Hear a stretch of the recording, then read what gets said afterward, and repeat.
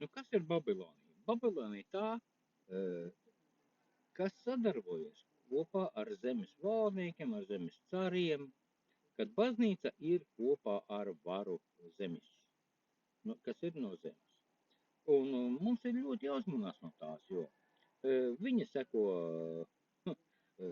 zemes caru likumiem, bet ne dieva likumiem. Un tur no dieva nav pilnīgi nekā.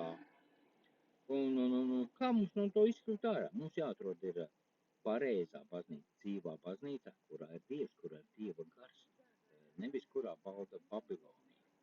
Jo Babilonija ir sagrauj cilvēks, sagrauj cilvēku ticību, iznīcina cilvēkus.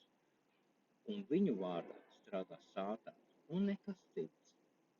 Vienīgais mūsu izēja ir tāda, ka mums ir jāpiekļaujas dieva likumiem, jāpakļaujas tiem, jo tikai tie mums dos patieso brīvību. Mums ir jādabū pareizā baznīca. Pareizā baznīca